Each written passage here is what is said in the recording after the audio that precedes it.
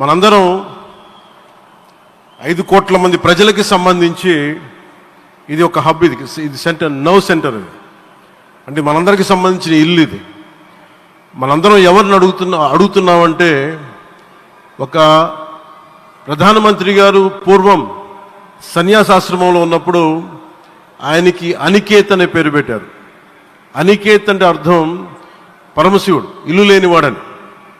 అలాంటి ఇల్లు లేనివాడు, కుటుంబం లేనివాడు 5 కోట్ల మంది కుటుంబాలకు, 5 కోట్ల మంది ప్రజల కోసం, ఎన్ని కోట్ల కుటుంబాల కోసం మనందరికీ రాజధానిలో ఒక నగరం నిర్మించడానికి, ఇల్లు నిర్మించుకోవడానికి ఇల్లు లేకుండా 140 కోట్ల మంది ప్రజల బాధ్యత తీసుకొని కశ్మీర్ నుంచి కన్యాకుమారి వరకు, అక్కడ కామాఖ్య నుంచి ద్వారకా వరకు ప్రపంచమే, మన దేశమే తన కుటుంబంగా చేసుకుంటూ, ఈ భారతదేశమే తన ఇల్లుగా చేసుకొని తిరిగి పునఃప్రారంభానికి విచ్చేసిన గౌరవ ప్రధానమంత్రి శ్రీ నరేంద్ర మోదీ గారికి మనస్ఫూర్తిగా మన అందరి తరపున, ఆంధ్రప్రదేశ్ ప్రజలందరి తరపున, అమరావతి రైతాంగం తరపున, ఆడపడుచుల తరపున వారికి చేతులెత్తి హృదయపూర్వక నమస్కారాలు తెలియజేస్తున్నాను. దివిసీమ తుఫాన్ వచ్చి అందరి ఆశల్ని తుడిచిపెట్టేసినట్టు గత ప్రభుత్వం రాష్ట్రం మరియు అమరావతి భవిష్యత్తుని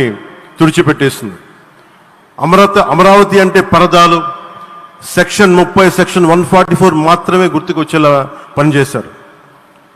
నువ్వు ధర్మం కోసం నిలబడితే ధర్మం నువ్వు నిలబడేలా చేస్తుంది అనే విధంగా ఆ రోజున అమరావతి రైతులు, రాష్ట్ర ప్రజలు ఈ ధర్మ యుద్ధంలో విజయం సాధించారు. రైతులు ఇచ్చిన 11,000 ఎకరాల భూమిని త్యాగం చేసి, వారి సంకల్పం 33,000 ఎకరాల భూమిని త్యాగం చేసి, వారి సంకల్పం ఫలితంగా ఈ రోజున ఆంధ్రప్రదేశ్ రాజధాని ఆవిర్భవించింది. అమరావతి రాజధాని పనులు పునఃప్రారంభమవుతున్న ఈ శుభ సందర్భంలో ముందుగా రాజధాని నిర్మాణం కోసం స్వచ్ఛందంగా ముందుకొచ్చి తమ భూముల్ని, పొలాల్ని ప్రభుత్వానికి ఇచ్చిన అమరావతి ప్రాంత రైతులకు, మీ త్యాగానికి, గత 5 ఏళ్లుగా మీరు చేసిన పోరాటానికి శిరస్సు వంచి మీకు ధన్యవాదాలు తెలియజేస్తున్నాం. గత 5 ఏళ్లుగా రాజధాని నిర్మాణం నిలిచిపోయి రాజధాని తరలిపోతుందనే సమయంలో రోడ్ల మీదకు వచ్చి 5 కోట్ల ప్రజల తరపున రైతులు, మహిళలు, విద్యార్థులు చేసిన పోరాటం, మీరు పడిన అవమానాలు, మీపై పడిన గాయాలు ప్రతి ఒక్కటి మా మనసులో ఉంది. ఆ రోజున దివ్యాంగులు కూడా లాఠీ దెబ్బలు నా గుండెలు ఇంకా సజీవంగా ఉన్నాయి. ఆ బాధ మేము మర్చిపోలేదు, ఎవరిని మర్చిపోనివ్వలేదు. అందుకని దానికి సజీవ సాక్షి ఈ రోజున తిరిగి పునఃప్రారంభానికి గౌరవ ప్రధానమంత్రి గారు రాక, ఆ రోజున మహిళలు, విద్యార్థులు చేసిన పోరాటం, మీరు పడిన అవమానాలు, మీపై పడ్డ గాయాలు ప్రతి ఒక్కటి మనసులో ఉంది. మీ త్యాగాన్ని మేము మర్చిపోం. మీరు చేసిన త్యాగానికి జవాబుదారీగా ఉంటాం. బాధ్యతగా అమరావతి నిర్మాణం జరిగేలా సాయశక్తుల ఈ కూటమి ప్రభుత్వం కృషి చేస్తుంది. అమరావతి రైతుల త్యాగాలను హృదయపూర్వకంగా స్మరించుకుంటూ, వారి ప్రతినిధులుగా ఇక్కడకు విచ్చేసిన రైతులకి నా ప్రత్యేక నమస్కారం. ఈ పోరాటంలో వారికి ప్రతినిధులుగా సన్మానం అందుకుంటున్న మహిళా రైతులు పాత్ర, ప్రత్యేకించి అమరావతి మహిళా రైతుల పాత్ర చాలా అభినందనీయం. మీరు ఎంత నలిగారు, మీరు ఎంత రోడ్ల మీదకి వచ్చారు. మగవాళ్ళు ఆపేస్తే ఆడపడుచులు బయటకు వచ్చి తిరిగి పౌరుషం చూపించారు, ఆంధ్ర పౌరుషాన్ని చూపించారు. మీరికి నా ప్రత్యేక అభినందన. వాళ్ళు చూపిన సాహసం, సహనం అందరికీ ప్రేరణగా నిలుస్తాయి.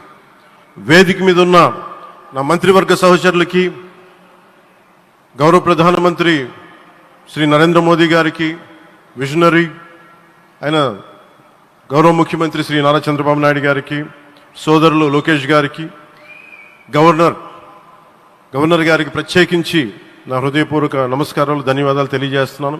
అలాగే ఇతర సహచరులకు, సభకు హాజరైన వారికి, రాష్ట్ర ప్రజలకు కూడా నమస్కారాలు తెలియజేస్తున్నాను.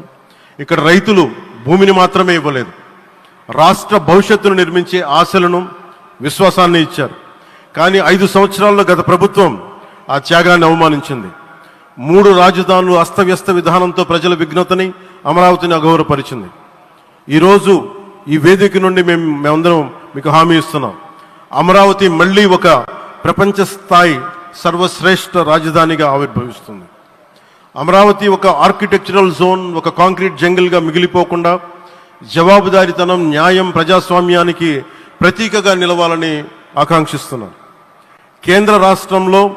కేంద్రంలో రాష్ట్రంలో స్థిరమైన ఎన్డీఏ ప్రభుత్వం ఏర్పడిన కారణంగా అభివృద్ధి కార్యక్రమాలు వేగంగా సాగుతున్నాయి. మేనిఫెస్టోలో ఇచ్చిన హామీలన్నీ దశల వారీగా బాధ్యతాయుతంగా అమలు చేస్తున్నాం. కేవలం మ్యాచింగ్ గ్రాంట్స్ ఇవ్వని కారణంగా గత ప్రభుత్వం రాష్ట్రం కేంద్రం నుంచి పొందాల్సిన 1000 కోట్లు నష్టపోయింది. కానీ ఈ ప్రభుత్వం కోఆపరేటివ్ ఫెడరలిజం స్ఫూర్తితోటి పరస్పర సహకారంతో పనిచేస్తున్నాం.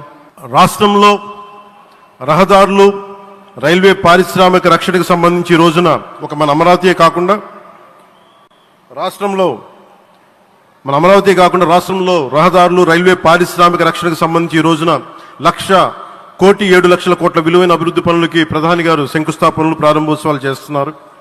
రాయలసీమలో గుంతకల్ రైల్వే, గోరంట్ల హైవే లాంటి వివిధ కార్యక్రమాలకు, ఉత్తరాంధ్రలో పిఎం ఏక్తా మాల్ లాంటి వివిధ పనులకు ఈరోజు శంకుస్థాపన, ప్రారంభోత్సవం చేస్తున్న ప్రధానమంత్రి గారికి నా హృదయపూర్వక కృతజ్ఞతలు. నేను అవనిగడ్డ ఎన్నికల ప్రచారంలో హామీ ఇచ్చిన దానికి అనుగుణంగా మనందరి ఆశలు మనకి ఆశించిన విధంగా నాగాయలంకలో మిస్సైల్ టెస్ట్ రేంజ్కి ప్రధానమంత్రి గారు ఈ రోజున శంకుస్థాపన జరగడం నాకు చాలా సంతోషంగా ఉంది. Now with honourable prime minister Shri Modiji and honourable CM Shri Chandrababu Naidu గారు, and together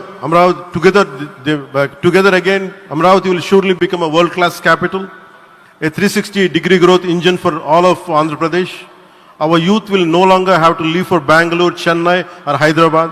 Soon Andhra Pradesh will create jobs for our people and attract talent from across the nation and the world. దీనికి అమరావతికి ప్రత్యేకించి ఒక వ్యక్తిని మనం స్మరించుకోవాలి. రాళ్లల్లో, రప్పల్లో ఒక మహానగరాన్ని చూసిన వ్యక్తి, ఒక 20 సంవత్సరాలు ముందుకెళ్ళి చూసిన వ్యక్తి. అలాంటి నాయకులు మనందరం కోరుకున్నట్టుగా ఆయన వెనంటే ఆయన ఉండాలి, ముఖ్యమంత్రిగా ఉండాలి అని మేము ఆశించిన విధంగా ఆయన ముఖ్యమంత్రి అయ్యారు. ఆయన సైబరాబాద్ అనే సిటీని ఎలా నిర్మించారో, ఎంత అద్భుతంగా రూపకల్పన చేశారో, అమరావతి అనే ఈ క్యాపిటల్ని కూడా ఆయన అపారమైన అనుభవంతో, ఆయన దక్షతతోటి, ఆయన గవర్నెన్స్ కేపబిలిటీ తోటి, అడ్మినిస్ట్రేటివ్ కెపాసిటీ తోటి ఇది అద్భుతమైన మహానగరంగా తీర్చిదిద్దుతుంది. ఇది ఆంధ్రప్రదేశ్కే కాదు భారతదేశానికి తలమానికంగా అవుతుందని మనస్ఫూర్తిగా నేను ఆశిస్తున్నాను. అలాగే ప్రత్యేకించి ఈ రోజున మనం ప్రధానమంత్రి గారిని చాలా లోతుగా మనం అర్థం చేసుకోవాలి. ఈ రోజున కశ్మీర్లో దాదాపు 28 మందిని చంపేశారు. అలాంటి క్లిష్ట సమయంలో రాష్ట్రం, దేశం మొత్తం యుద్ధం వైపు వెళ్తున్న సమయంలో, అలాంటి కీలక సమయంలో ప్రధానమంత్రి గారు ఇక్కడికి వచ్చి లోపలంతా బరువు, గుండెల్లో బరువు పెట్టుకొని వేదన ఉండి కూడా అమరావతి రైతులు చేసిన త్యాగాలను మర్చిపోకూడదని చెప్పి ఇంత ఇబ్బందుల్లో కూడా ఆయనకు వచ్చినందుకు మనస్ఫూర్తిగా ఒక్కసారి మనందరం ప్రధానమంత్రి గారికి గౌరవ సూచకంగా మనందరం కృతజ్ఞతలు తెలియజేయాలి. The Pahalgam terrorist attack has been one of the darkest days for the entire country. Even the blood was spilled in Kashmir. The blood spilled in Kashmir, it created tremors in the entire nation. And we had seen it personally, witnessed personally, the pain of the victims.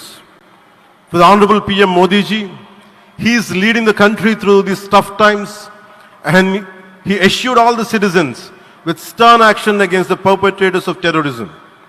I know this is very sensitive time, and Modi ji is carrying the nation's burden.